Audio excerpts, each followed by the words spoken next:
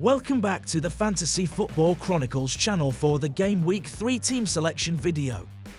Week 2's tally of 60 points maintains the season's strong start, lifting the team's ranking by nearly half.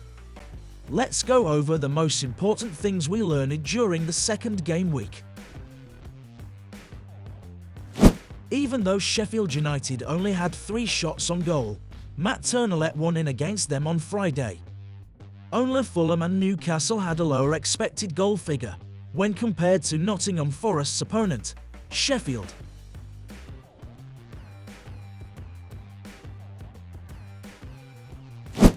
The defense as a whole did well, with just Ben Chilwell failing to translate his chances to points. The most points in the defense were tallied by Prizepool Stupinen, who both scored and assisted in the 4-1 win against Wolves. When compared to other defenders, his 6 touches inside the opponent's penalty area put him first, while his 1 assist is second best only to Serge Aurier. Kaoru Mitoma scored the game's first goal on a superb individual effort against Wolves. He's shown himself worthy of his staggering fantasy popular status by being among the top 5 scoring players. Normally, the Portuguese international would have made 2 or 3 returns in a different day.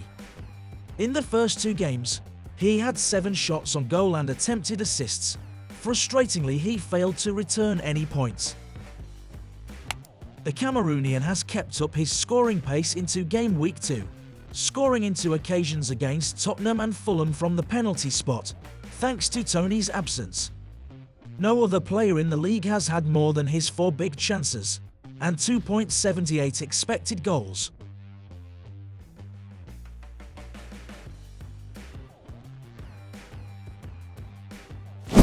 Erling Haaland failed to score this time around, despite having 2 good opportunities.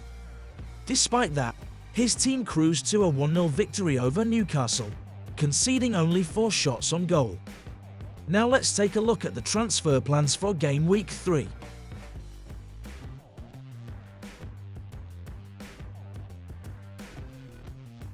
I couldn't be happier with how the team is shaping up for the coming week. I'm planning to roll the free transfer this week, but I have my sights set on Gabriel Martinelli and Richarlison as potential transfer targets in the future.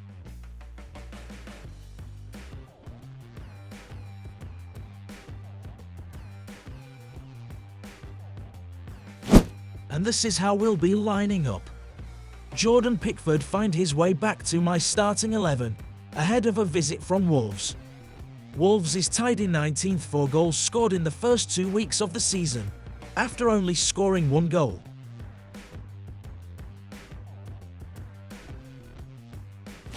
Since the league started, Ben Chilwell has assisted his team the most, with 1 assist.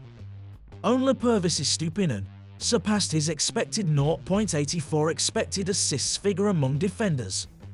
The forthcoming schedule for Chelsea is favourable for the left-back winger, which is good news for us owners. With home games against Luton Town and Nottingham Forest up in the next 2 game weeks.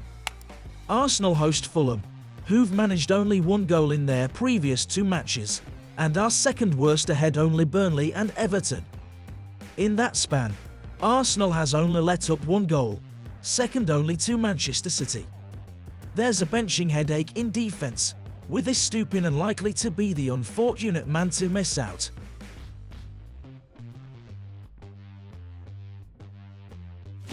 All of the midfielders have relatively easy games at home this week, thus, they all keep their spots on the team. Kaoru Mitoma has averaged 5 points per game over his past 2 games, thanks to his 3 attacking returns. He'll be playing West Ham, who've given up 3 big chances in their past 2 games. The Seagulls have the highest expected goals tally in the league at 6.79. Brian Mbemo is second only to Solly March in FPL points scored through 2 games, with 23. The Brentford talisman is tied for second in the league with 5 shots on target, and no other player has produced more big chances than his 4. Roy Hodgson has helped improve Crystal Palace's defence, which has allowed only 1 goal and 3 big chances. in their previous 2 games. Though, they've given up 1 penalty, which may be good news for Brian Mbemo, who's scored twice from the spot. I don't know what to do as a Bruno owner. 7 shots on goal and 7 chances produced over the first 2 games look promising. However, it'll be difficult to justify selling him, with a home game against Nottingham Forest. United's next schedule isn't good, and I'm already sizing up potential replacements for him, so this is likely his last shot in my team.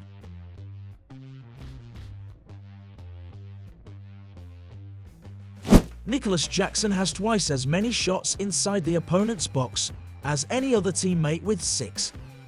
Unfortunately for his owners, he's gone scoreless in his last 2 games, against Liverpool and West Ham. The plus side is that Luton Town, who Chelsea faced this week, had allowed the highest expected goals conceded figure, after a single game at 4.16.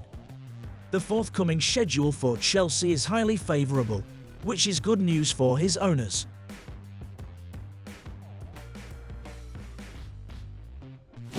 I'm not thrilled that I've to bench Pervis Stupinen, who amassed 3 attacking returns in his last 2 games. His tally of 2.3 expected goal involvements figure is higher than any other defender. But Luke Shaw has an excellent matchup on paper, and I don't think it's fair to bench him at home against Nottingham Forest. It's challenging to bet against Erling Haaland this week. Manchester City will travel to Sheffield, a side that has allowed 40 shots, the 3rd most in the last 2 games, and 11 of those have come through the middle, where the Norwegian often operates in. If any changes were made prior to the deadline, I'll be sure to post them on my socials. Thanks for watching.